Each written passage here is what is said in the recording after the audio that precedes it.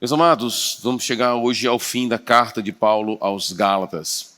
Hoje queremos considerar os últimos versículos, 16, 17 e 18 do capítulo 6.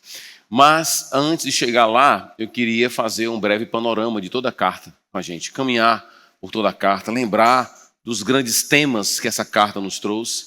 Você que acompanhou a gente ao longo dessa série de exposições, que você possa, ao longo das colocações que eu vou fazer, lembrar de partes da carta, de momentos da carta, onde nós aprendemos muito sobre a graça de Deus, sobre o Evangelho de Jesus, o poder da cruz, a cruz como um dom. Enfim, muito que pode ser dito dessa carta maravilhosa. Hoje, interessante, cantamos uma música que foi composta por Lutero. Lutero tinha essa carta como a carta mais amada por ele e tudo mais. E grande parte da Reforma Protestante está ancorada na teologia dessa carta. Então, o que eu posso falar sobre esse documento? Eu alistei aqui algumas verdades importantes antes de chegar no capítulo 6, versículo 16 até o versículo 18. A primeira verdade que eu aprendi muito dessa carta foi que essa carta foi escrita por um pastor apaixonado pelo Evangelho. Alguém realmente que amava o Evangelho. A relação do apóstolo Paulo com a verdade da cruz não era uma relação fria. E logo nas primeiras palavras a gente percebe isso. O apóstolo Paulo tem uma relação muito profunda com a cruz, com o Evangelho, com aquela comunidade, com aquela igreja. E as suas palavras têm um peso gigantesco. Ao longo dos meus estudos nessa carta, eu vi que vários homens tentaram descrever o conteúdo dessa carta, não somente o conteúdo, mas o espírito dessa carta. E alguns disseram é uma carta apaixonada, outros disseram uma carta visceral. O fato é que nós não temos aqui a figura de um homem somente que argumenta friamente ou seguindo uma linha lógica. Eu não estou dizendo que isso é errado, não estou dizendo que seguir uma linha lógica é equivocada, porque o Paulo vai fazer isso aqui no capítulo 13, ele mesmo faz isso aqui. Mas o ponto não é esse, o ponto é que nós temos um homem apaixonado pela verdade do Evangelho, alguém que está indignado exatamente porque tocaram, porque macularam aquilo que ele tinha em grande estima. E isso fica marcado para mim, foi muito marcante para mim ler o cuidado do apóstolo Paulo com essa igreja. Ele vai dizer no capítulo 1, versículo 6, eu me admiro de que vocês estejam abandonando tão rapidamente aquele que os chamou pela graça de Cristo, para seguirem um outro evangelho. Eu fico admirado. No capítulo 4, ele vai dizer a mesma coisa. Ele vai dizer que está perplexo. Ele vai dizer no capítulo 4, versículo 20, como eu gostaria de estar com vocês agora e mudar o meu tom de voz, pois eu estou perplexo quanto a vocês. Eu queria tanto mudar o tom de voz, eu queria tanto se aproximar de vocês de uma outra forma, de um outro jeito, fazendo outras colocações, mas eu preciso falar dessa forma. Você vê um homem apaixonado pelo Evangelho e um homem apaixonado pelo Evangelho naquela comunidade. Então, é claro essa conexão dele com a sua alma.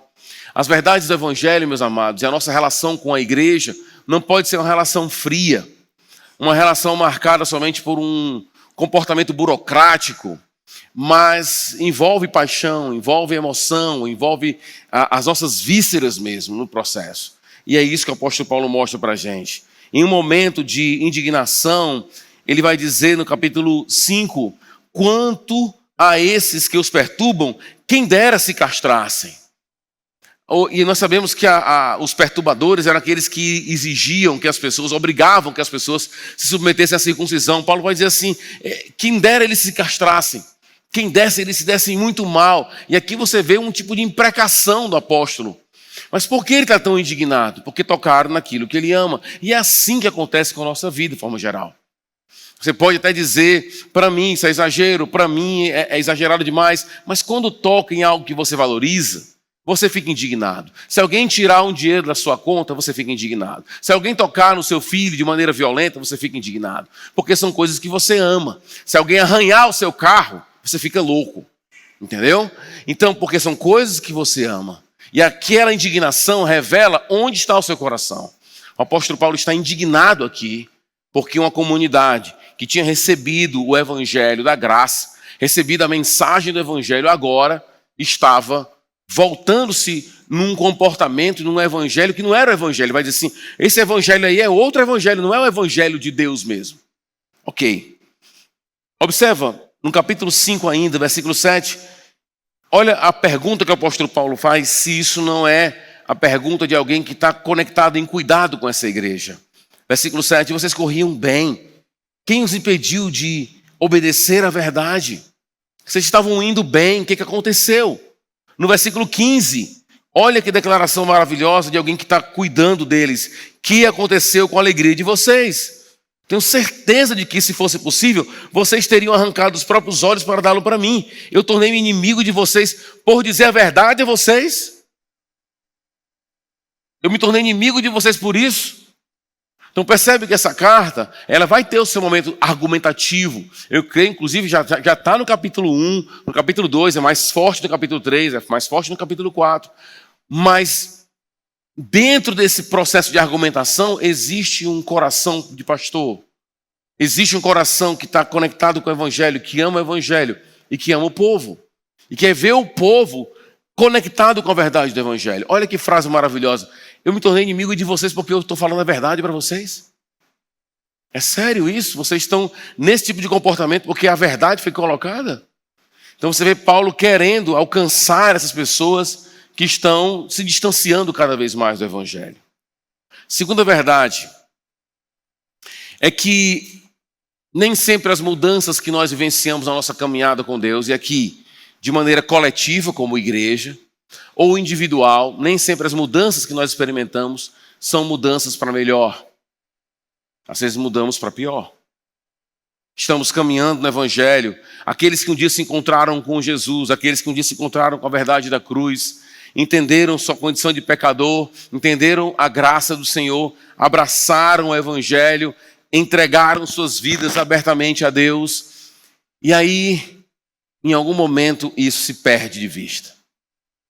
Por alguma razão isso muda. E é o que aconteceu aqui na carta de Paulo aos Gálatas. Ele vai dizer que, a gente acabou de ler, né? Eu me admiro que vocês abandonaram tão rapidamente o evangelho, aquele que chamou vocês. Quem chamou? Deus chamou. Chamou vocês pela graça de Cristo. Ele vai dizer no capítulo 5, chamou vocês para a liberdade. E vocês mudaram. Ele acabou dizendo aqui no capítulo 4, ele vai dizer, onde está a alegria de vocês? O que aconteceu com vocês? Ele vai dizer, é como se eu tivesse que gerar vocês de novo, como em dores de parto. Então, alguma coisa mudou aqui. E o que mudou? O evangelho foi perdido de vista.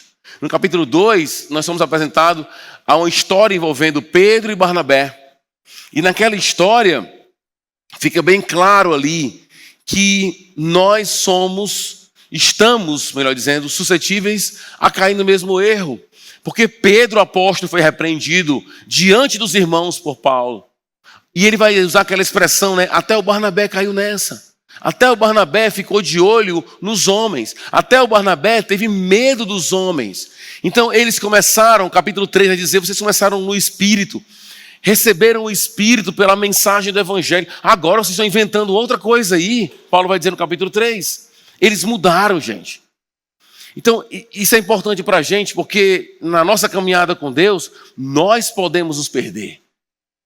Por várias razões, mudanças sociais, relacionamento, uma série de coisas, a gente pode perder o olhar da cruz. E cair como foi o caso de Barnabé, foi o caso de Pedro no capítulo 2, porque Paulo vai chamar essas pessoas de hipócritas. E o que é um hipócrita? Aprendemos claramente que hipócrita é uma pessoa que está de olho nos homens, que teme os homens. Toda pessoa que busca a aprovação dos homens, toda pessoa que quer receber o aplauso e a aprovação dos que estão ao redor, são pessoas medrosas, porque tem medo da reprovação. Não é só que você quer a aprovação. Quem quer a aprovação morre de medo de ser reprovado. E é nisso que eles caíram. E ao olhar para o homem, eles deixaram de olhar para Cristo, para a cruz, para aquilo que aconteceu de tão importante na vida deles. Uma igreja, Paulo vai dizer, que começou tão bem, receberam o evangelho de braços abertos. Ele vai dizer assim, vocês teriam dado a vida para mim. Vocês me receberam como se recebessem o próprio Jesus. Olha que coisa maravilhosa. Em um momento, recebem o apóstolo Paulo como se fosse o próprio Cristo. No outro momento, estão morrendo de medo da perseguição e querendo se tornar como judeus para poder não ter nenhum tipo de perseguição do Império Romano. Como assim? As coisas mudam. Nem todo mundo que está caminhando bem hoje caminhará amanhã assim. Infelizmente, a carta nos ensina isso. Nos ensina que podemos começar bem e isso não quer dizer que vamos terminar bem. Meu professor de hebraico do seminário dizia sempre isso, era uma frase que ele colocou, tem frase que a gente guarda na vida toda, né?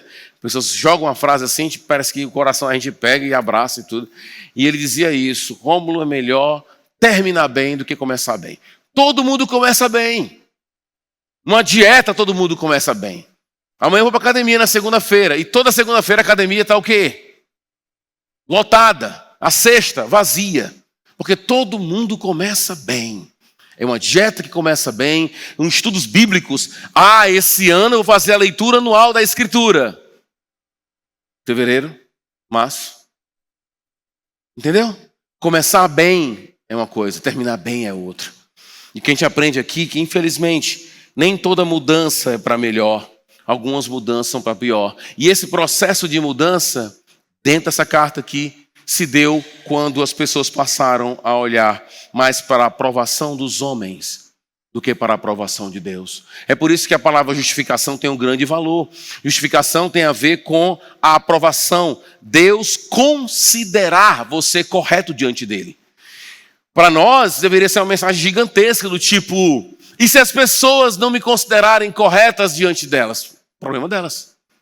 Isso é muito libertador, porque se Deus me considera correto em Cristo diante dele, amém. Ponto final. Está tudo resolvido. Mas o medo dos homens, quem tem medo gera medo nos outros, a gente aprendeu isso na semana passada.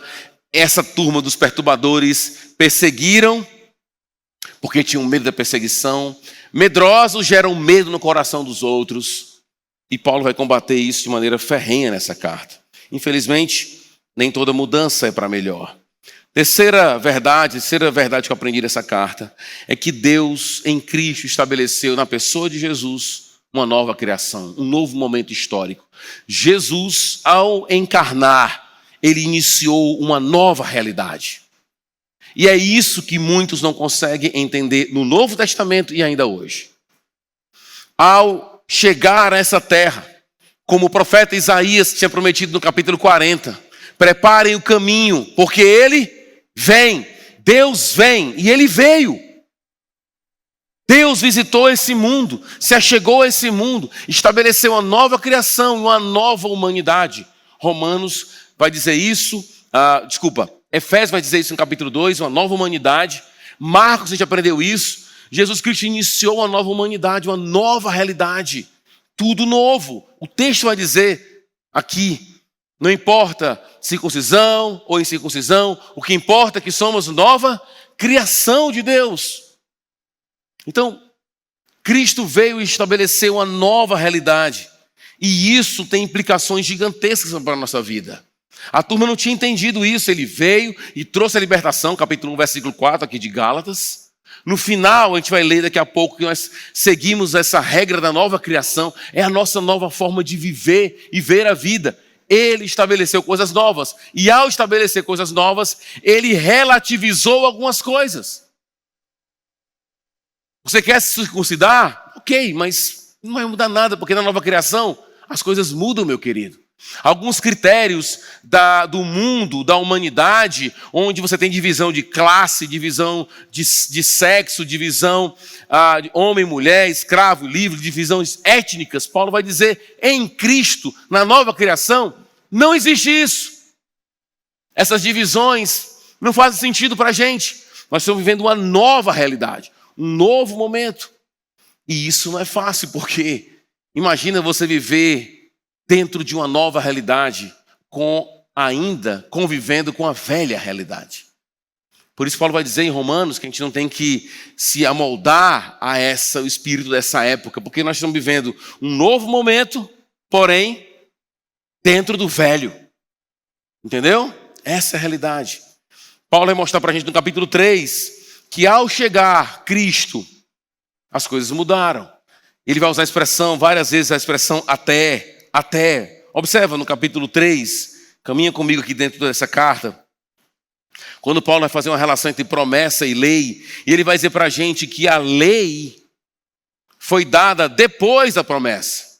E ele vai usar várias e várias vezes a expressão até.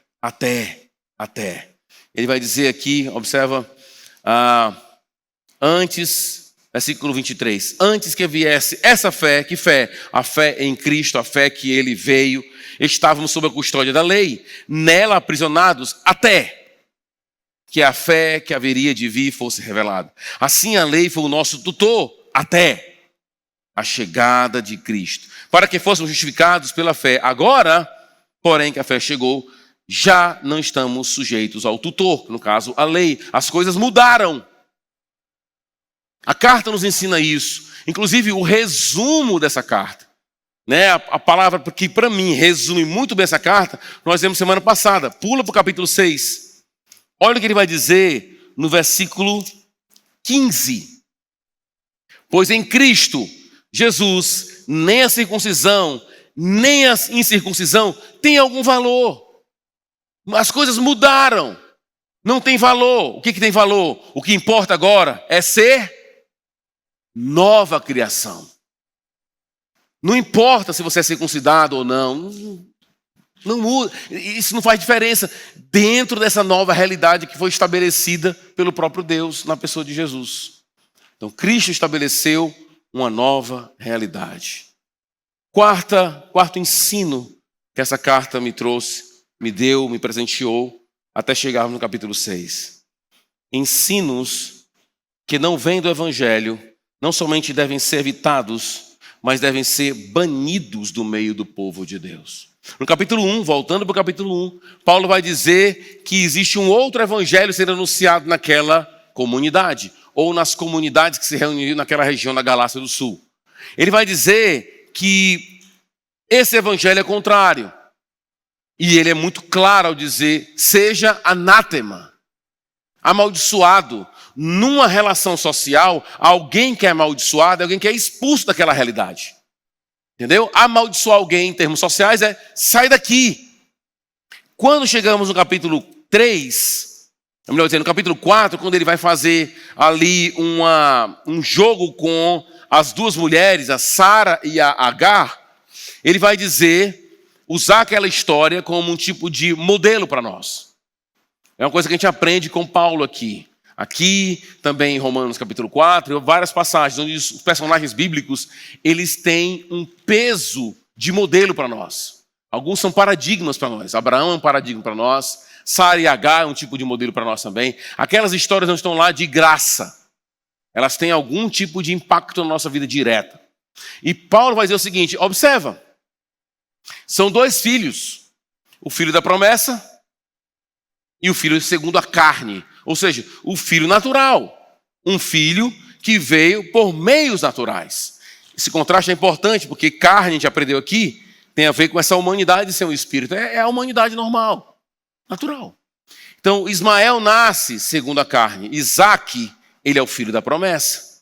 E qual a relação entre os dois? Uma relação tensa. Quem lembra pouco da narrativa lá de Gênesis, sabe que havia uma relação difícil entre eles dois, ao ponto de Sara poder observar isso, e o Abraão, que estava viajando, voador, ele não via algumas coisas na casa dele, como alguns homens não conseguem ver, e é só a mulher que consegue ver mesmo.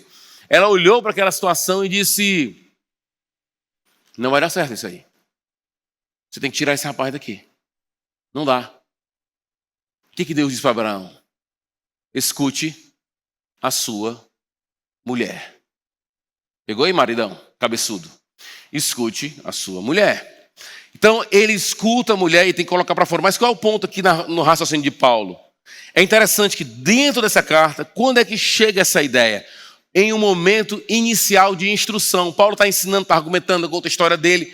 Mas no capítulo 4 é que ele vai dar uma instrução para a gente. E a primeira instrução é, coloca para fora essa pessoa.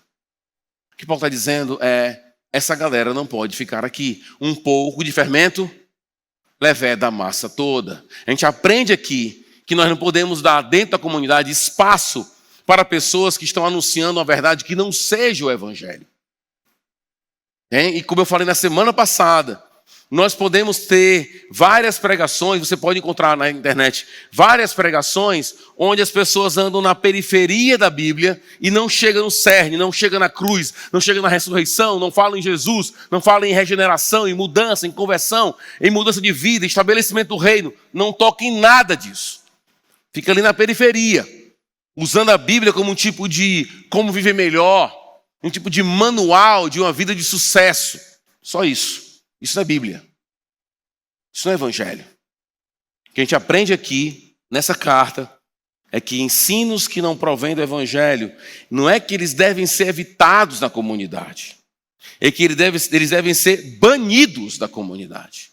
Tira o filho segundo a carne. É a orientação no capítulo 4. Manda embora a escrava e o filho. Versículo 30. Contudo, o que diz a Escritura? Manda embora a escrava e o filho dela, porque o filho da escrava não herdará com o filho da livre. Então, qual é a ideia aqui? O que isso tem a ver com aquela realidade? Coloca para fora. Tira esse pessoal. Percebe a importância do evangelho para o apóstolo Paulo?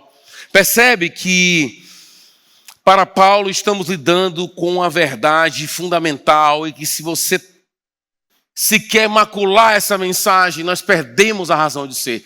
Não esqueça, essa comunidade começou bem. Capítulo 3, receberam o Espírito com poder ao receber o Evangelho. Isso não quer dizer que isso vai continuar. Nesses dias, conversando com a minha esposa, a gente estava falando exatamente sobre como, e acho que comentei também na reunião de liderança, eu comentei isso também. Como às vezes o crescimento pode fazer você perder o foco. Entendeu?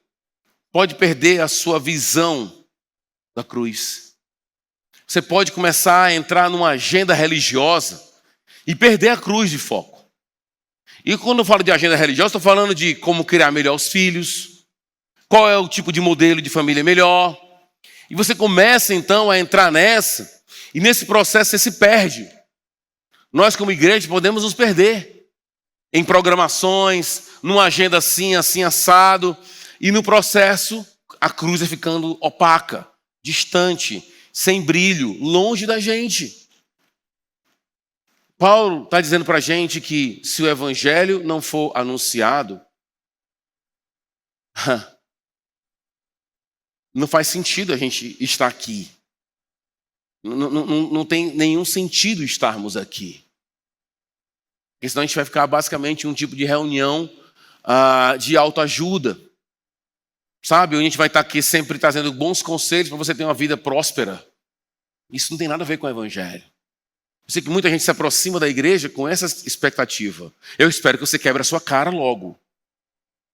Bem quebrada. Porque aqui não é um lugar para você saber como vai ter uma vida de sucesso. Aqui é um lugar para você ser apresentado a uma pessoa chamada Jesus, que morreu na cruz por nossos pecados, que nos ama, que se entregou, estabeleceu um modelo de vida onde somente vivendo do modelo de vida dele, a nossa paz será real. O nosso coração vai se descansar nele ao se encontrar com ele. Esse é o ponto.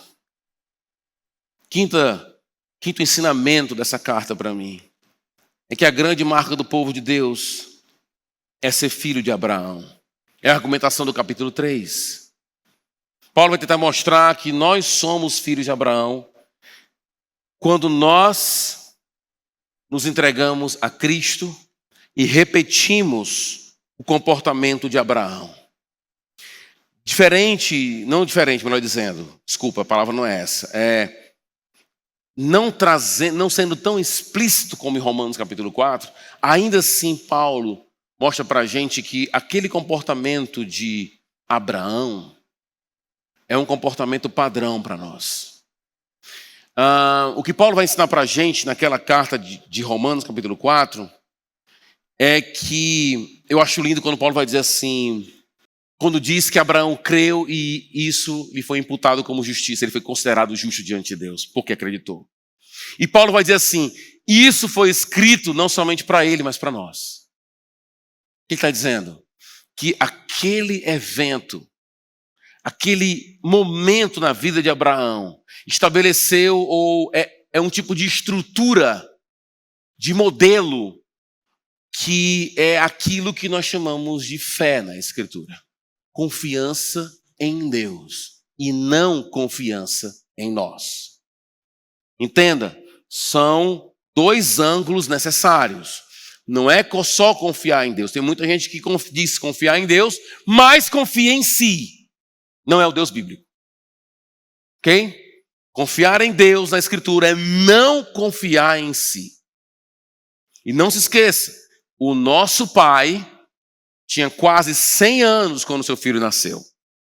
Sara, a nossa mãe, era idosa e o seu útero estava morto. Numa linguagem bem mais direta, o que Paulo vai dizer em Romanos capítulo 4 é que o nosso querido Abraão não tinha força física para ter um ato sexual. E a mulher dele tinha um útero morto. Como é que sai disso um filho? Não somente um filho, uma nação. Como é que sai? Então, Deus estabeleceu essa estrutura para dizer para a gente, pronto, aqui, entenda. Ser filho de Abraão é ter o comportamento dele de ter fé, ou seja, não confiar em si. É isso que marca, essa é a nossa marca identitária. Lembra do contexto da carta? Tem um grupo de perturbadores dizendo, vocês têm que se submeter à circuncisão. Essa é a marca do povo de Deus. E Paulo vai dizer, não é não. Porque Abraão foi considerado justo antes de ser circuncidado. E ser considerado justo quer dizer duas coisas, a gente aprendeu aqui. Quer dizer que Deus vê ele como correto diante de Deus, mas também que ele foi inserido dentro do povo de Deus, sem se submeter à circuncisão. Então, o elemento fundamental é a crença, a entrega, a confiança total, irrestrita, plena, completa na pessoa de Jesus e não em você. É isso que marca esse povo aqui. Não é você ter uma vida religiosa. Não é você vir para o culto. Não é você se denominar batista e ler a Bíblia somente. Não é isso. É essa confiança. Não é nem saber disso. Porque tem gente que confunde. Ah, pastor, eu entendi agora. Somos justificados pela fé e não pelas nossas obras. Eu entendi. Entender não é o mesmo que crer. Porque eu posso entender e não crer. Todo que crê, entendeu. Mas nem todo que entendeu, creu. Entender uma coisa não quer dizer que você crê naquilo. É essa confiança de Abraão que faz cada um aqui filhos de Abraão. Sexta verdade que eu aprendi nessa carta é que a vida da nova criação é movida pelo Espírito e é marcada pela liberdade de viver em serviço mútuo. É fantástico Paulo mostrando para a gente como o Espírito Santo nos molda e nos leva a uma condição de liberdade. Nós aprendemos que esse tema da liberdade é um tema caro nessa carta. Caríssimo nessa carta. Aparece em toda a carta, de maneira direta ou indireta, está lá presente. Jesus Cristo nos libertou, versículo 4 do capítulo 1. Capítulo 2, a liberdade em Cristo foi espionada por um grupo de legalistas lá. Capítulo 3 e capítulo 4, a argumentação de que nós somos filhos, não somos escravos, ou seja, se não somos escravos, somos livres. Capítulo 5, Paulo vai dizer, fomos chamados para sermos livres. O tempo todo Paulo nos ensinando sobre a liberdade. E aprendemos nessa carta que liberdade não é dar vazão aos desejos. Dar vazão aos desejos, não frear os desejos, é coisa que você encontra numa versão exagerada, uma pessoa que usa crack, tem 32 quilos e não consegue botar um pente na cabeça porque faz 6 meses que não conseguiu tomar banho. E está lá dentro da cracolândia querendo mais crack. Essa pessoa deu vazão ao desejo dela? Deus não deu vazão ao desejo. Em algum momento ela disse, sabe o que eu vou fazer? O que eu quero fazer. Nós aprendemos que liberdade não é isso. Não estamos livres quando damos vazão aos nossos desejos. E isso é ser escravo dos nossos desejos. Nós geralmente fazemos muita bobagem com os nossos desejos. Essa é que é a verdade. É por isso que nós temos esse livro para dizer para a gente, sabe aquilo que você está desejando? Não faz sentido nenhum. Qual é o ponto lá do pai com o filho em Provérbios?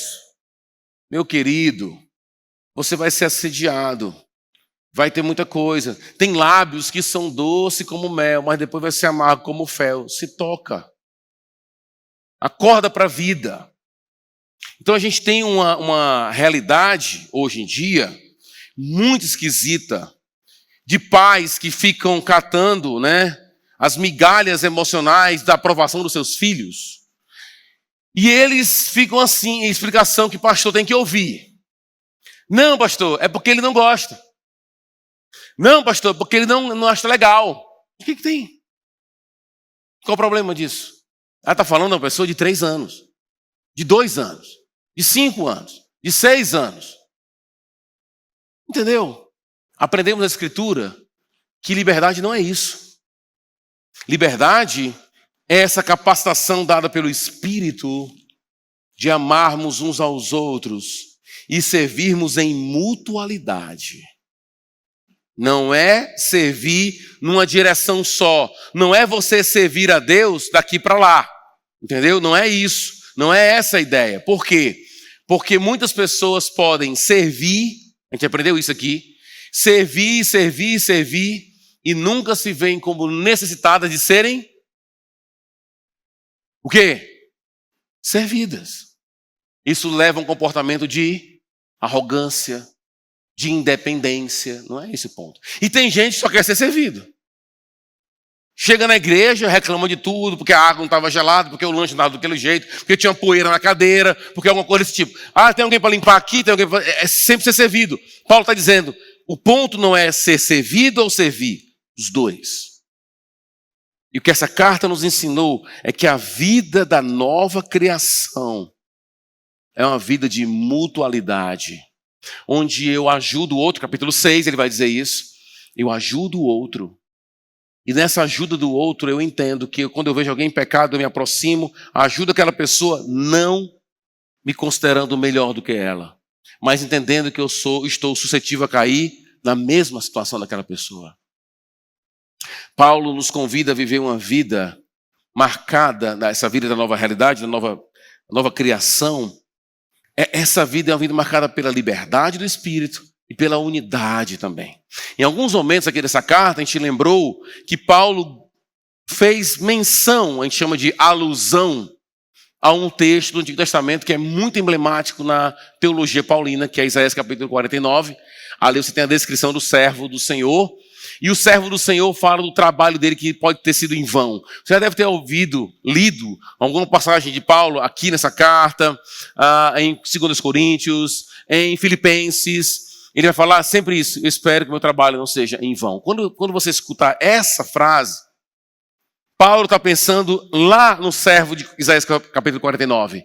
E qual é a ideia lá? É essa ação do servo de unir as pessoas. A vida da nova humanidade é uma vida de liberdade no Espírito, onde eu sirvo um ao outro. Porque o Espírito trabalha o mesmo trabalho do servo, de conectar as pessoas umas nas outras. Inclusive, ser justificado inclui tanto você estar correto diante de Deus, como também você ser inserido dentro do povo de Deus. A pessoa precisa ser ou de uma grande desonestidade, ou de uma imbecilidade cavalar, com todo respeito ao cavalo, para a pessoa dizer que pode ter uma vida espiritual sem estar participando do povo de Deus. Isso você tem que fazer vista grossa muitas coisas. Vai sobrar algumas linhas da Escritura para você, fora de contexto.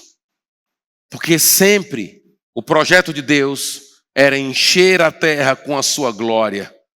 E essa glória mediada pelos seres humanos. Há um teólogo que eu gosto muito, ele vai dizer assim, a relação de Deus com o mundo é sempre mediada pelo ser humano. O que Deus quer fazer no mundo, Ele quer fazer por meio do ser humano. E esse ser humano conectado com outro ser humano, vivendo a realidade de família, de povo de Deus. Na nova criação, que nos dá liberdade para servir uns aos outros, essa realidade é uma realidade de mutualidade. Então você vai ter que descartar todos os textos que falam de uns aos outros na Escritura. E substituir por a si mesmo. Eu tenho que amar a mim mesmo. Eu tenho que fazer isso para mim mesmo. E é mútua a coisa.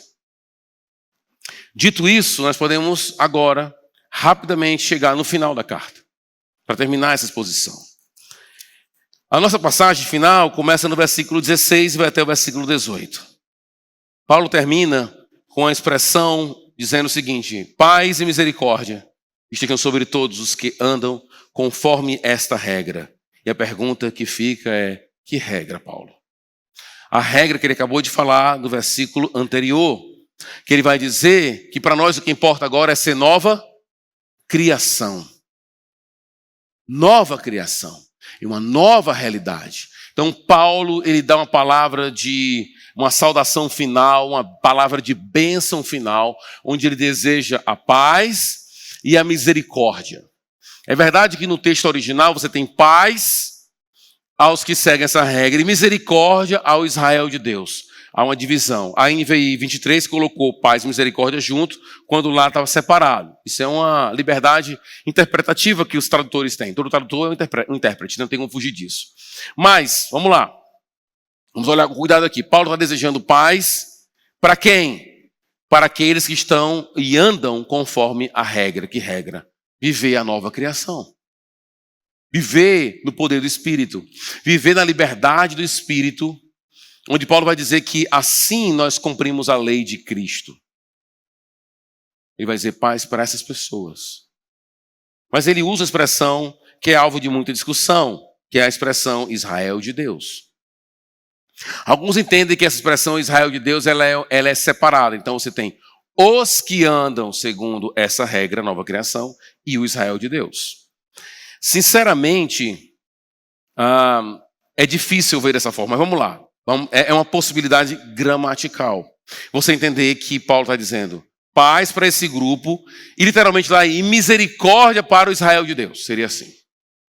Literalmente tem paz para esse grupo, os que andam segundo essa regra, e misericórdia para o Israel de Deus. Alguns diriam o seguinte: não, Israel de Deus aqui é uma referência ao Israel mesmo, a nação de Israel.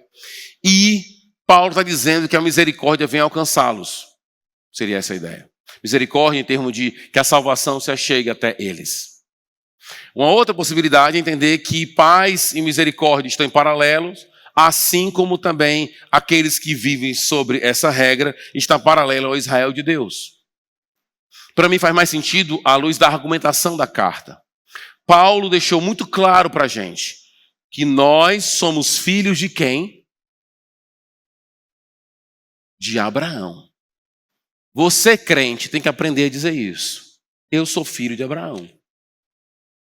Hebreus faz isso, Romanos faz isso, Gálatas faz isso. Então, entenda.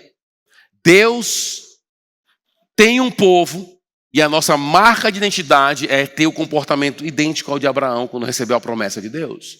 Somos filhos dele. Observa. Quando você vai ler a primeira carta de Paulo aos Coríntios, Paulo, no capítulo 10, ele vai fazer uma comparação com o que aconteceu com o povo de Israel, com a igreja lá.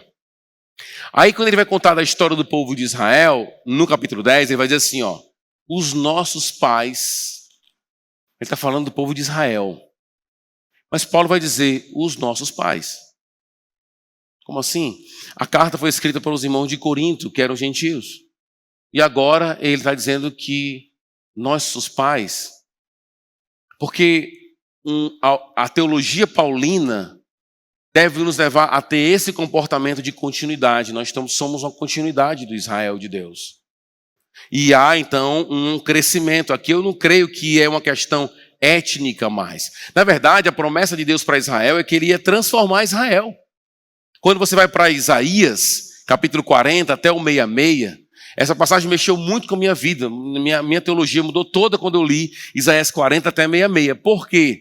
Porque naquela passagem, o profeta está dizendo para o povo que está no exílio, ó, gente, prepara o caminho porque ele vai vir. Deus vai chegar. E aí, o que Deus faz naquela passagem? Ele muda todas as coisas. É nesse bloco de texto que vamos aprender com o profeta que um dia Deus fará novos céus e nova terra. Israel receberia um novo nome. E que tanto eunucos como estrangeiros teriam espaço dentro do templo de Deus. Não haveria distinção. Então, desde o começo, a esperança que o profeta deu para Israel não foi só, gente, Deus vai tirar você do cativeiro. Não, ele vai mudar a gente. A nova aliança é o quê? Todos conhecendo a Deus, todos amando a Deus e tendo a lei do Senhor aonde? Dentro do coração. Essa era a esperança. Então, o que eu creio que essa expressão aqui, Israel de Deus, é uma expressão que se aplica ao povo de Deus hoje. Nós somos o Israel de Deus. Alguns gostam de chamar o novo Israel, ou Israel espiritual, seja lá o que for. Mas o meu ponto aqui é mostrar para vocês que há uma continuidade e, ao mesmo tempo, uma mudança. Não é mais a mesma coisa. É importante entender isso, porque eu creio que no meio evangélico existe muita confusão com o assunto de Israel. Muita gente tem uma noção de Israel, a nação de Israel hoje, como se fosse o povo de Deus do Antigo Testamento. E tem uma visão, às vezes, quase que impossível de criticar. Então muita gente tem medo de criticar Israel porque pode ser considerado um antissemita, um antisionista. Há muitos pontos de contato entre a nossa visão de mundo e a visão de mundo de Israel, porque existe realmente pontos de contato fortes. Nós todos temos uma mesma raiz histórica. Faz sentido isso. Mas o que Paulo está dizendo para a gente aqui, Paulo terminar essa carta, depois de lutar para que não tenha mesas diferentes, como ele lutou com Pedro, ele confrontou Pedro no capítulo 2, denominando Pedro de hipócrita. Depois de toda essa luta dele em dizer que não há homem, nem mulher, nem escravo, nem livre, nem judeu, nem gentil, aí ele vai e joga paz para um grupo, misericórdia para outro grupo. Para mim, ele está, e gramaticalmente cabe tanta distinção, como também cabe um tipo de esclarecimento, como se Paulo estivesse dizendo, eu quero que vocês tenham paz e que a misericórdia chegue até vocês. E o Israel de Deus, que é o povo que segue conforme a regra. E o texto termina, sem mais, que ninguém me perturbe. Que frase legal, né, essa aqui? Frase, dá vontade de colocar isso aqui, copiar isso aqui e colar para várias pessoas. No mais, ninguém me perturbe, pois eu trago no meu corpo as marcas de Jesus. Qual é o ponto aqui? As versões variam aqui, algumas versões vão colocar que ninguém traga problema, ninguém me moleste, ninguém me alguns acreditam que é a ideia de perseguição. Mas o que é interessante é para quem Paulo está falando aqui. Eu creio que Paulo está falando pensando especificamente no grupo dos perturbadores. Certo? Lembra dos perturbadores? Que ficavam lá obrigando, ninguém perturbe. Ao dizer isso, indiretamente ele está falando com quem? Com a própria igreja da Galácia, a comunidade. Gente, volta ao capítulo 4. Quando Paulo orienta, tira essa galera daí. Ninguém perturbe mais a gente. E aí ele traz uma frase maravilhosa. Pois eu trago no meu corpo as marcas de Jesus. Eu sei que há muita discussão sobre isso, eu não vou cansar vocês com 1000 opções interpretativas aqui, mas trazer as marcas de Jesus aqui, claramente, para mim, é difícil não fazer a conexão com os perturbadores que queriam marcar as pessoas com a circuncisão. E Paulo faz um jogo de palavras dizendo, eu não tenho essa marca que vocês querem. Ele tinha porque ele era judeu, mas a marca dele não é essa. A marca dele como cristão não era ser circuncidado. Eram as marcas que ele tinha em decorrência da sua fidelidade a esse Jesus. Entendeu? Foram essas marcas. O que Paulo está dizendo para a gente, em outras palavras, é que a sua fidelidade a Jesus resultou em problemas. Tá? Muitos problemas. Na segunda carta de Paulo aos Coríntios, a gente vê isso claramente, uma lista de problemas que ele teve, e ele vai dizer que levou várias chibatadas à sinagoga. Tem muita gente que acha que Paulo continuou com a vida judaica normal. Eu acho muito estranho quando nessa carta ele vai dizer que passou 3 anos para ir para Jerusalém, depois de 14 anos para ir para Jerusalém. Fico pensando num judeu que passa mais de 14 anos para ir para Jerusalém, né? Passou várias Páscoas, vários Pentecostes, várias festas, ele faltou todas. Um judeu meio requenguela.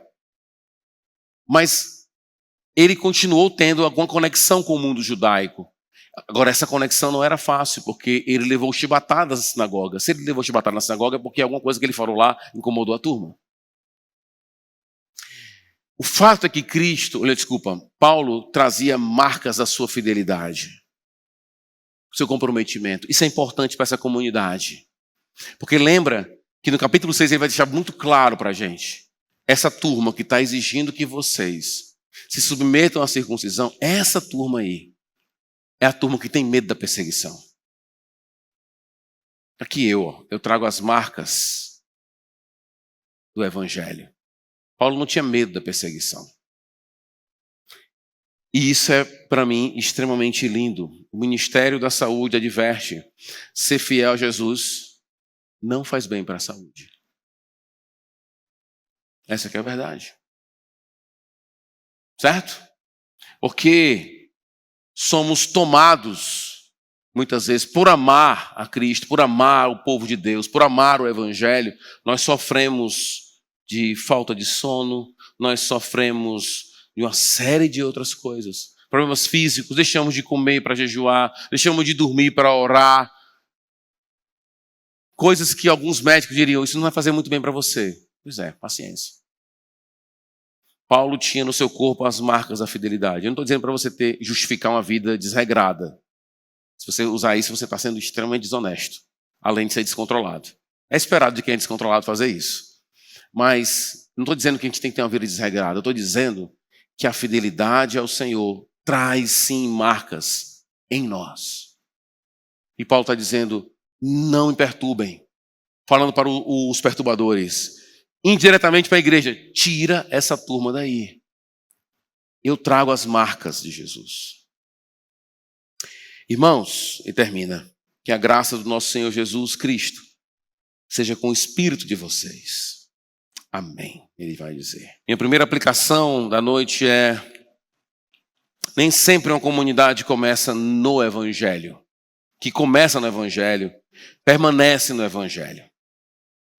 Nem sempre uma pessoa que tem um encontro com a verdade do Evangelho, com a verdade da salvação, da graça do Evangelho, do poder da cruz, do poder da ressurreição, da manifestação de amor de Deus na pessoa de Jesus Cristo, nem sempre a pessoa que recebe essa mensagem de coração aberto vai continuar assim.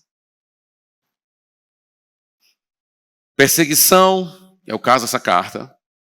Crescimento, podemos perder o foco. Demandas políticas, problemas sociais podem levar uma comunidade inteira ou uma pessoa a deixar de olhar para a cruz e olhar para os homens em busca da aprovação dos homens, enquanto temem os homens. Então hoje é uma noite para você revisitar seus primeiros passos e ver se em algum momento você não perdeu o caminho. Como eu falei há pouco tempo, o crescimento pode deixar você perdido no processo. Imagine que eu e mais 2 irmãos aqui da igreja, a gente se reúne e começa a falar: puxa, a gente podia criar uma editora para lançar livros maravilhosos. Beleza, a gente começa, e tudo começa tão bom, com um espírito bom, querendo trazer bons livros, e a gente então lança um livro que estoura. E a gente começa a ver: cara, eu acho que o caminho da venda é esse aqui. E a gente começa então a publicar livros naquela linha, porque é o que vende.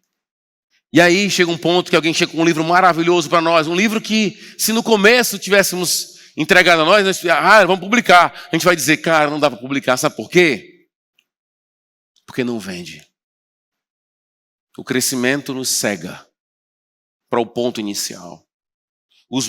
As questões políticas, as questões financeiras, relacionamentos podem tirar você do ponto inicial.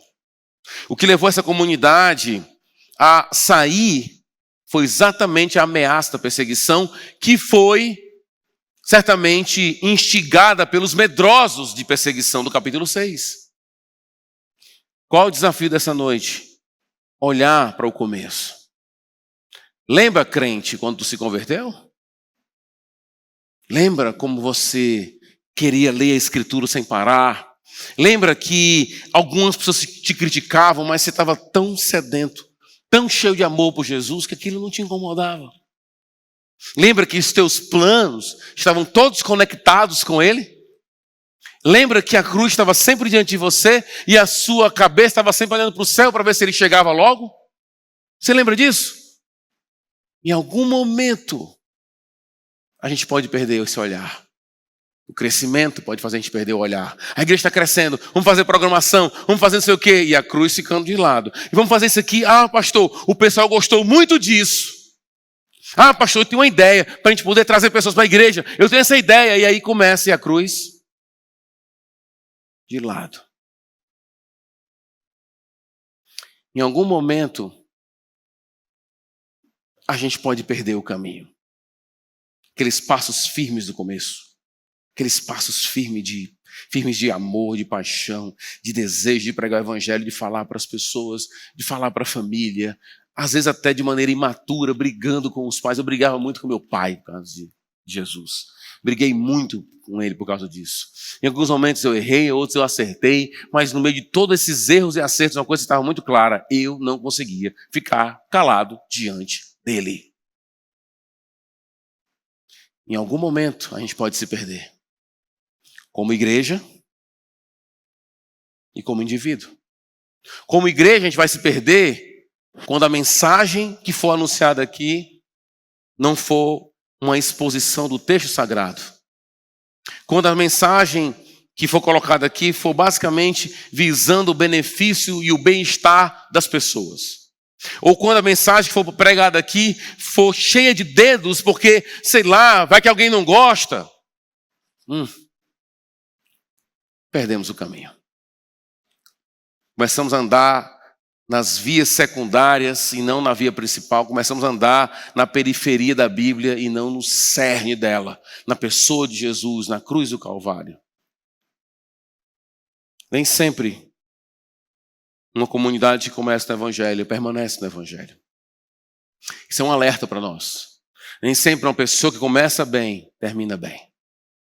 E você já deve ter testemunhado isso. Talvez para nós que somos cristãos e apaixonados pelo povo de Deus e pela palavra, a gente sente muito quando a gente vê alguém se distanciando do Evangelho. A gente olha assim, poxa, estava caminhando tão bem, era tão empolgado com as coisas de Deus. E agora, se a gente falar igreja, ele cai no chão, né? De tão amargurado que aquela alma se encontra. Segunda aplicação. A nossa marca de identidade não é a circuncisão ou um comportamento específico como nos dias em que o povo vivia sob a lei mosaica, mas as marcas de sacrifício de amor para com o povo de Deus. Servir a Deus envolve essa doação que a gente acabou de ver na declaração do apóstolo Paulo. A nossa marca é essa. Isso vai envolver sacrifício. Eu tenho falei ontem, em outros momentos aqui na igreja, falei na quarta-feira também, que você percebe que a pessoa ainda não entendeu o lugar dela e o próprio evangelho e a marca da nossa identidade como povo de Deus, quando ela começa a dizer, depois de um culto, o que você achou do culto? Você achou legal o culto? Você achou... Como se esse evento fosse feito para ela. Entendeu? Como se tudo fosse planejado visando agradá-la. Deixa eu dizer uma coisa para você. Não é. E na hora que for, acabou a igreja aqui, entendeu? É clubão. A gente não vem aqui para pregar, estuda a semana inteira, a turma não ensaia para cá para te agradar.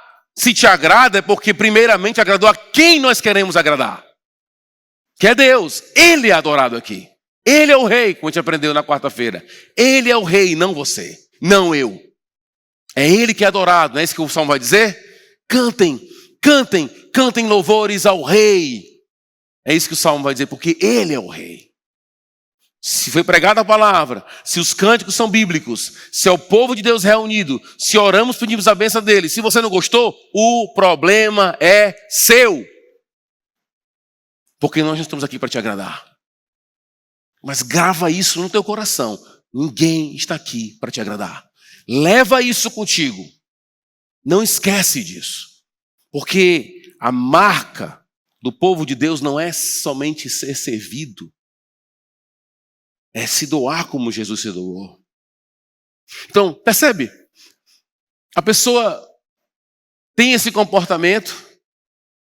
Que espírito é esse? Você gostou do culto? O que você achou do culto? O culto não sei o quê. Aí tem dois clientes discutindo o culto, né? E todo o menu do culto. Você viu lá que não tinha serviço disso? Você viu lá que não tinha estacionamento, não tinha nem vaga para carro, e começa a discutir. Isso é a vida de nova criação? É isso que Paulo está dizendo aqui? Está falando de servir. E aí isso acontece. Quando você não serve, a palavra que vai vir na sua boca é reclamação. É sempre assim. Deixa eu dizer uma coisa para você. As pedras clamam, sabia? Eu estou falando isso porque Paulo disse isso. Mas até um profissional da mentalidade humana, ele vai dizer a mesma coisa. Ele vai dizer assim, percebe que todo aquele que reclama é porque não está fazendo? Ou só faz, mas não quer ser servido. A gente aprendeu aqui em Gálatas. Servir e ser servido. Lembra que eu coloquei aí o cardápio do lanche? Você precisa entender que aquele lanche lá foi serviço. E você não é um cliente. Entendeu? Não é. Mas eu paguei, mas não é um cliente. Porque se você fosse cliente, o preço ia ser mais do dobro. Entendeu? Então você não é cliente. Entenda que ali tem a mão de uma irmã, tem o tempo de uma irmã, tem o dinheiro de uma irmã. Ali. Então se está um pouco mais de sal, engole e bebe mais água e pronto. Entendeu? Pronto. Porque ali é serviço. A nossa marca é uma doação total ao Senhor, de forma tal que deixe marcas na gente mesmo. Agora, percebe o contraste de Paulo dizendo, eu trago no meu corpo as marcas de Jesus, e alguém dizendo, o lanche estava um pouco salgado. Entendeu? Não bate. São dois mundos diferentes. E por último, Paulo nos ensinou nessa carta. Tem uma frase de Paulo que é maravilhosa nessa carta, quando ele vai dizer, se vocês se submeterem à circuncisão, Cristo de nada vale para vocês. Olha que coisa pesada que Paulo está dizendo. O que Paulo está dizendo para a gente, que ele nos ensinou nessa carta, é que esse ato de Deus de doar, chamado de graça, chamado de cruz, chamado de Jesus, ao longo da carta, você vê essa relação entre graça, cruz e Jesus, né? Essa dança entre essas três palavras. Você tem no apóstolo Paulo essa ideia de a gente tem que viver à luz do dom, à luz do presente que ele nos deu. O evangelho é o anúncio de que o rei chegou, Jesus chegou, aquele que nós esperávamos chegou. Aquele que o povo de Israel, aquele que foi profetizado chegou. O presente de Deus chegou. Esse ato de Deus de nos presentear.